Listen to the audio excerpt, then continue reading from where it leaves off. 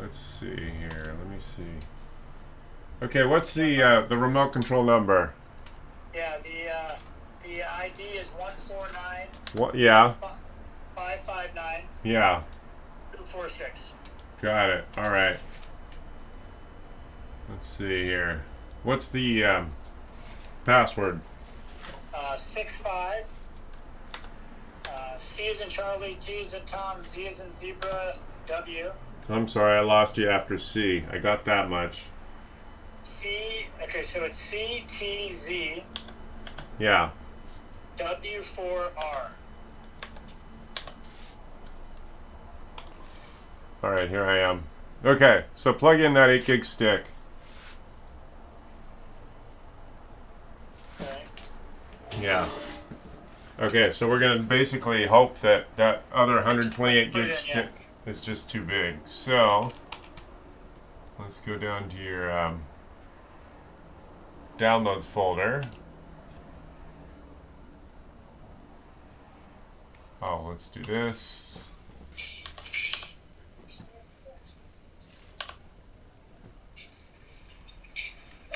Run this. Click run. Yes. Can I close everything out here? Yeah, you can. All right. Okay, there's our, you plugged in, oh good, 8 gig stick. And then we're going to try to do PC Unlocker. So we're going to go PC Unlocker, open, start, yes.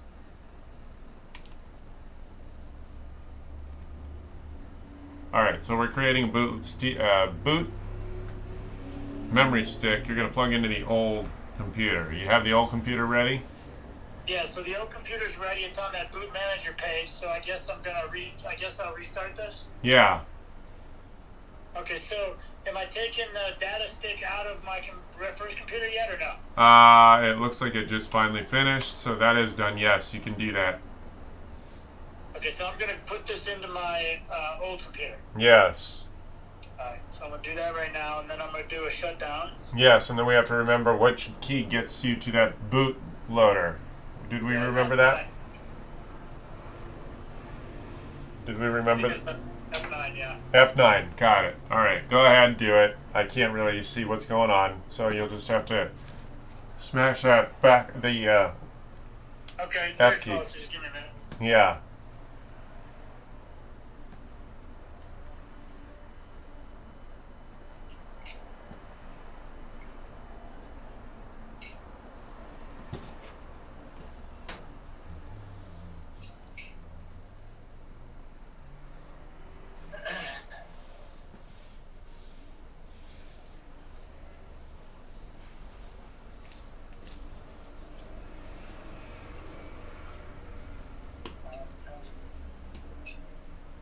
Alright, so boom. Restart. Yeah. Restart. Just keep smashing it, maybe 10, 20 times if you need to. Okay. Best case scenario, that stick was just too big. Well, that's what we're hoping, right? Yeah. So if this doesn't work, I think the best next thing we can do is have you get that thing to me. Okay. Yeah.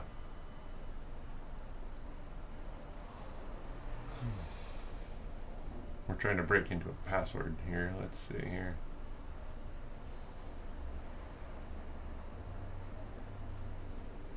If it gets all the way to the Windows, you'll have to try again because you didn't quite do it just in time. Yeah, I'm doing it right now, yeah. Got it.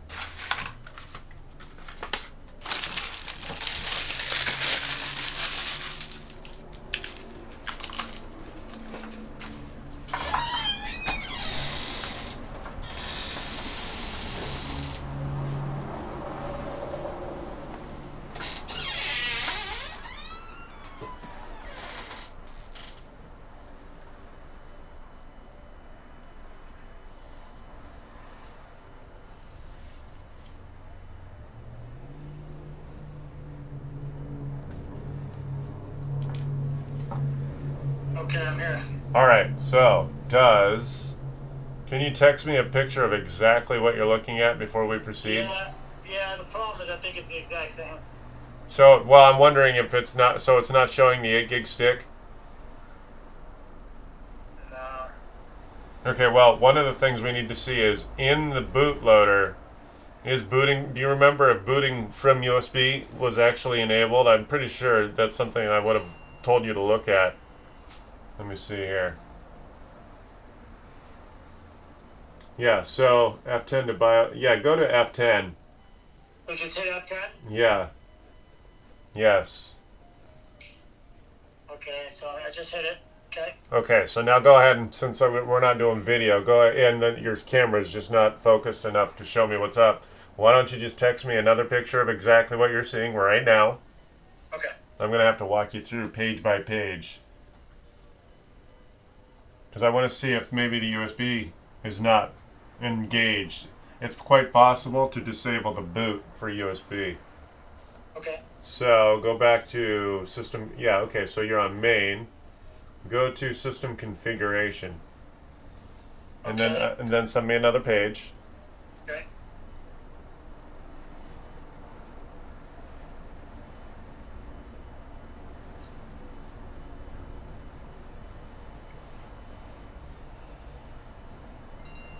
Good. Okay, boot options. Get down there. It says it's enabled, so go. We need to make sure USB is enabled. So, Okay, so you want me to go to boot options? yes. And then so I arrowed down to that. So I hit enter. Yes. Okay. New page. Okay, send me that new page. Okay.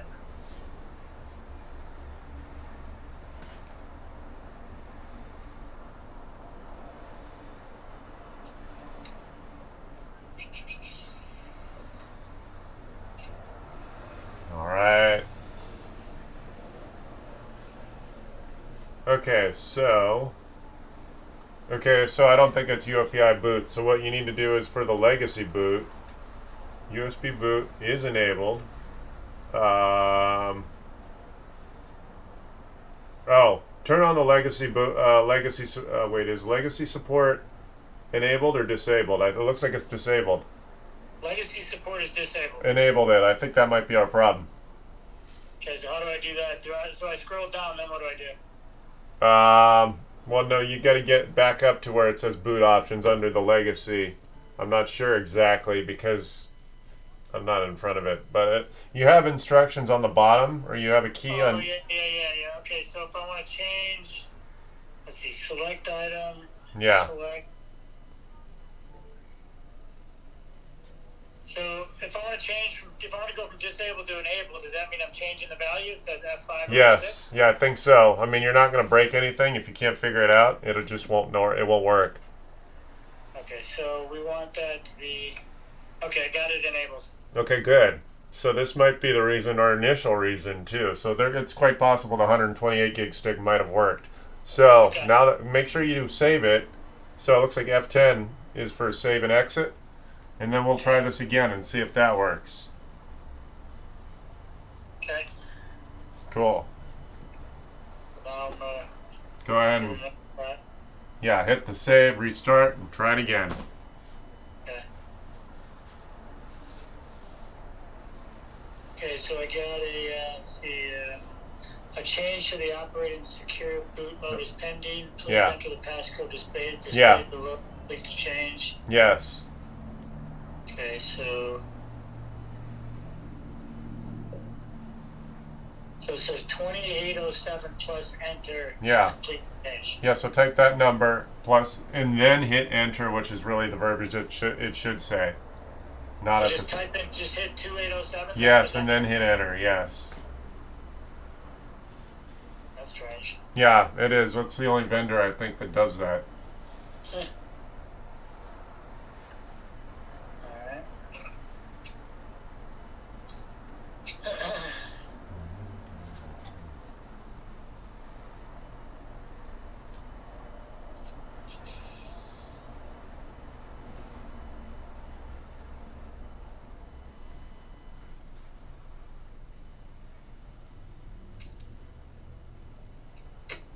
So it's rebooting and you're hitting that F9? No, not yet. I gotta get to my main screen. It takes a while. It takes a minute to get back to my home screen. Alright.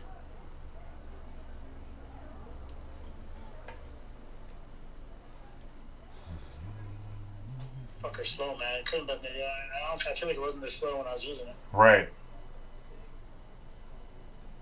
When a computer sits around for 6 months, does it die? It potentially could, yeah. Mechanical drive can get sticky, just like a car part, because it's a motor. If a car sits for too long, you get movable parts that they can stick, and then the rubberized parts can deform because they need to be turned to maintain their cylindrical size and shape. And if they stay sideways, they become oblongs, and then the motor doesn't have enough torque to shove over the moment. And yeah, it's all just you need a machine to constantly move it. Yeah. Yeah.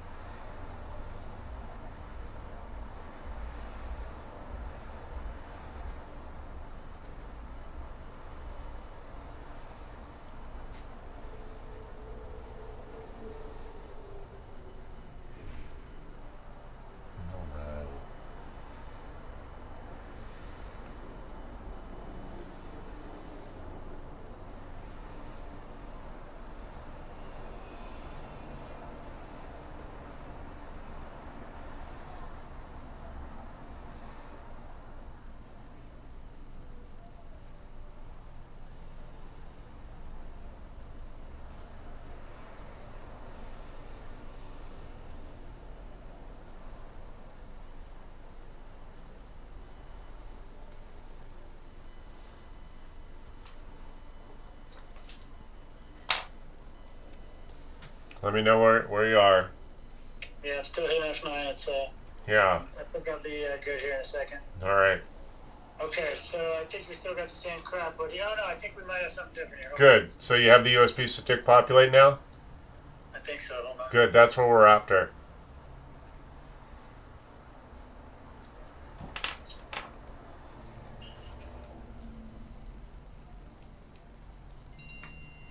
Good.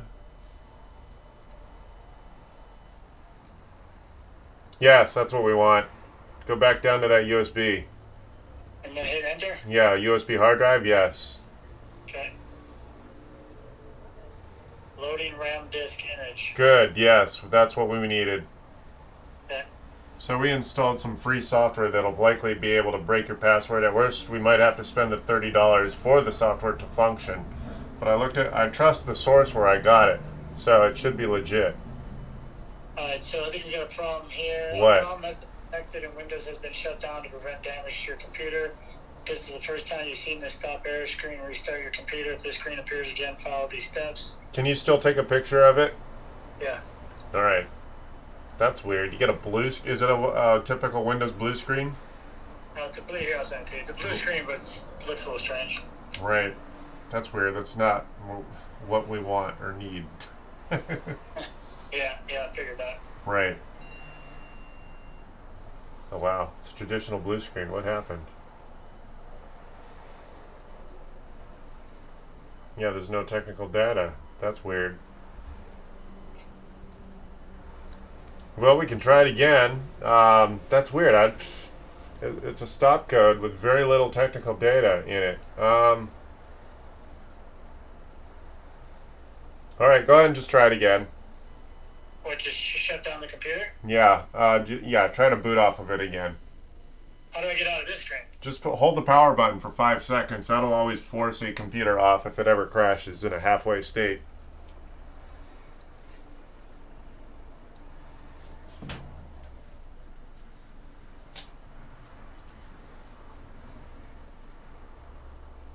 think my power button's kind of screwy. I don't think it shuts down all the time. Yeah, it's alright. Yeah, if you need to force a computer off that's crashed in any way, you can hold that power button for at least 5 seconds.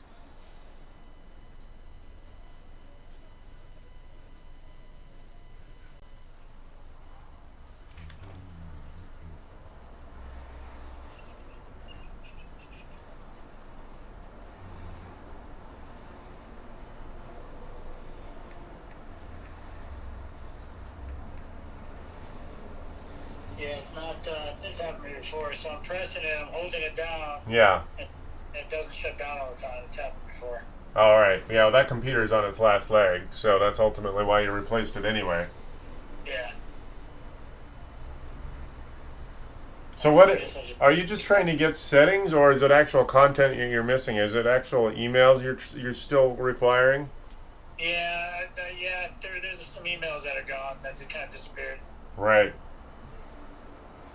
And by the way, I wanted to talk to you potentially about getting my email on the cloud somehow. I don't know if I need to transfer it over to Microsoft Outlook, but I think I need it on the cloud because the backup is so large. Right. Like, it's kind of a nuisance. Right. Well, I think that's So part I of don't know that's Do you have any ideas for that? well, that's part of what I did. I think I got frustrated in part because of how much stuff you have. You need to Yeah. manually take a few emails at a time, and when I say a few, I mean maybe 100 at a time, and then drag them into the live inbox or whatever cloud-based folder you've already established. Because I understand what you're talking about. You have physical archive emails that are sitting locally on your hard drive you want in the cloud for backup and easy access, but all there really is to doing that is hurry up and wait. You drag 10 or 100 emails at a time from the physical archive that lays dormant on the hard drive and drag them to the cloud folder. Yeah, but I don't want to have to do that. Isn't there a way to get email to just, like, it just gets updated and saved every day automatically and goes to the cloud? Not really. Really? I mean, at live, yes. Once you get it all in the email, all in the cloud, then you're good. But if you want to manually grab an archive that's locally stored, you're going to have to do it the dirty way. There's no upgrade or upload button that's really easy to deal with. But can't I just put my Mozilla on the OneDrive and then it just kind of backs it up every day? Well, not your archive. Your archive physically. Well, you could take the archive and as a whole file, just upgrade that to the cloud. But if you want it to be an operable collection of email, you need to manually do it. Yeah, that's the difference. If you want to just take that, if you're worried about that file going missing, you can just take that giant PST file or Thunderbird backup and upload that. But it's not operable until you extract it properly. Right. So, I mean, can I do it like that? It takes a while though, doesn't it? Because it's so large. Yeah, correct. That's why I'm saying you can't even. I think I tried this and it crashed. I think I remembered trying to do half your inbox and it literally sat there for hours and ultimately only got a bunch of them. Right? Yeah. Yeah, so unfortunately, to do this reliably, you're just going to have to do a smaller number. So maybe allocate 20 minutes a day in doing 2,000 instead of all 50,000 or whatever tens of thousands of emails you have, just so you don't overwhelm the system. Well, you're still on my computer, right? So if you, like, for example, Yes.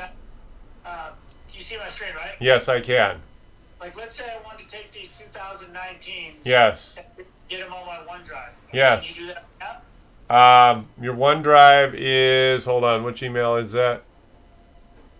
What you're going to have to do is manually grab those, because it says archives. What that physically means is that it's dormant on that physical computer. So if that computer gets damaged, you're up a creek.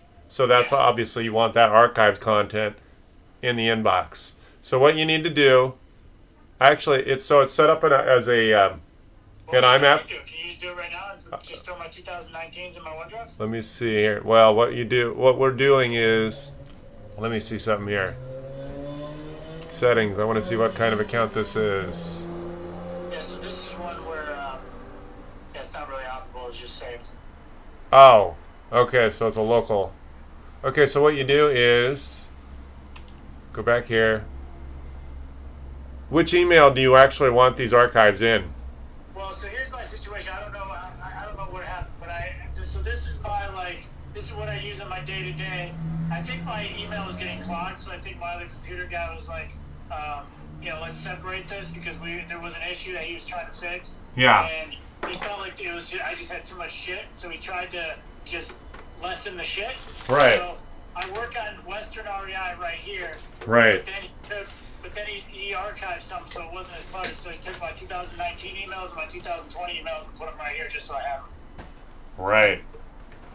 Okay. So those emails you want, I'm sorry, which email? You want it in your Western REI email? Yeah. So I just want to, figure out a way to at least get those 19 and 20 saved, and then eventually get to my, 20. Right. I just kind of broke it down, so it's a little, like you said, little by little. Versus Yeah. 30,000 items. Right. Yeah, so what I think, hold on just a second, I just dropped something. What you're going to need to do is drag it. It's not difficult. Let me get ready here. Hold just a second. I'm not quite ready. So many cables everywhere. You're going to manually drag them up to where it says Sam at western-rei.com. You see that? Wait, what? You see at the top where it says what your top email? Yeah. Yeah. Just drag. Hold on a second. No, because I don't want to drag those up there. Yeah, you do, because that's how you're going to get them in the cloud. Yes, that's how you're going to get them in the cloud. Yeah, but I don't want to do that because I finally got to a place where up here it's clean and it's just my, like 22 and 21 emails. Right. Hold on just a second. Let me try something here. Are you there? Yeah, I'm here. All right. Okay, cool. So my point is, let's say you create another subfolder for the inbox. Okay, so for the inbox, you see how the under your Sam at Western-REI email works? Yeah. You got the folder for inbox. What you want to do, you see that? Oh, I remember the first time I worked on this account.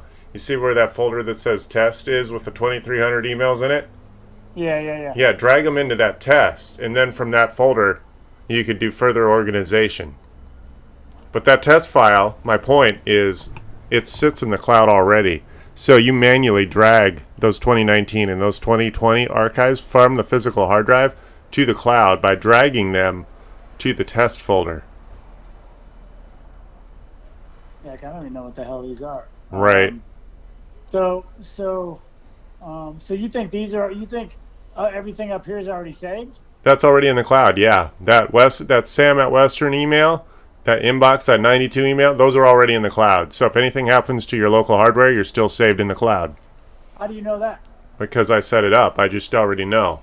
That's why I remember physically creating that test file, because I needed a placeholder in the cloud to start dragging your stuff from the hard drive to the cloud. Yeah, but how do I get so do you think this stuff is not in the cloud? Okay, so what you want to do is, go ahead and just as a example, click on either that 2019 or the 2020 archive. You can do it, can't you? Yeah, I guess I can. Hold on a second. This other computer's not shutting down, by the way. What do you mean it's not shutting down? I'm holding the power button and it won't shut down. Well, you mean for 5 minutes? I mean 5 seconds? Yeah, I'm holding it all the time. Right.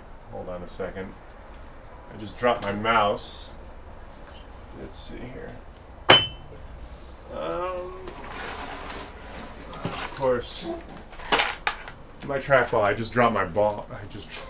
All right. Can you? My mouse is disabled. I just dropped my mouse. So go ahead and just grab, say, the Jennifer Lux email and drag it to the test folder, and you'll see what happens. Because you're going to want to do this on your own anyway. You don't want to have to hire me to do this every time anyway. No, I just did it. I get it. But yeah.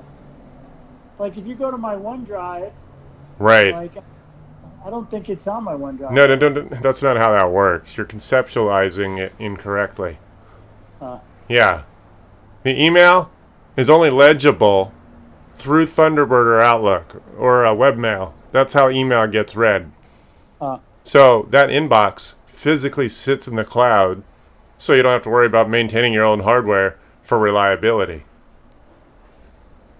So just grab all the content you care about from the 19. In fact, what I do is, you see how it says test? you can create a new folder that says archives from 2019 so that you could further organize it. So try it. So go to click on your email where it says Sam at Western. Yeah, click that, right click. Okay, now you want to do new folder. Yes, exactly. Good. Call it 2019 archives. There we go. And then hit the good. There you go. That's where you can drag your 29 archives from the hard drive to the cloud. Yes, exactly. No, yeah, you could probably do that, but I think I tried that and it crashed because it was such a large number. Remember, I think I left you having to wait for this to happen. Yeah, I remember. Yeah. Yeah. So it looks like it might be a while. It's literally on the third message out of 3,600.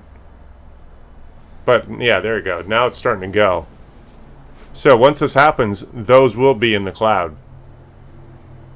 Now, are you sure about that? Can you Yes. confirm that? Yeah, I already set it up what's called an IMAP account, which means all the folders are in the cloud. So if you were to log into this email on your phone or any other computer, everything we just did right now will show up in the cloud. All right. Can you triple confirm that for me, like right now? Yeah, I just dropped my mouse. I broke my... Oh, there. Hold on a second. I got another one right here. Hold on. Let me see here. Okay. I don't know if I want to do too much while it's busy, but Western... Let me see here. Server settings. Yeah, it's an Outlook 365 account. So that basically, just by virtue of what that account is, I already know that it's a cloud account. All those folders, all those emails are in the cloud. Okay. The archive is physically on your hard drive. I see what you're saying. Yeah. So I need to get all those up there. Yes. Yeah, and be patient. Let this happen first. In fact, I'd recommend not bothering this computer because I vaguely remember this computer or the email crashing because we were trying to do tens of thousands of emails doing basically this at the same time, and it got stuck. Okay, so we'll leave that alone. But meanwhile, this other computer won't shut down.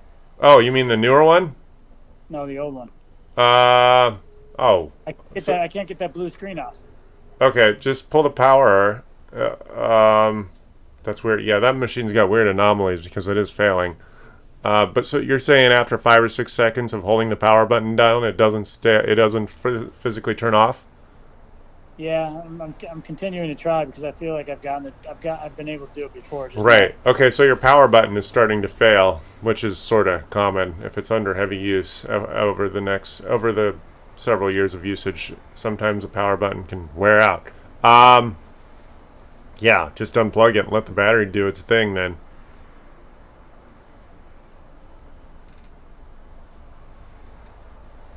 Yeah, that's all we can do. Obviously, from here, I'm constrained. Yeah. Okay, so I guess I'll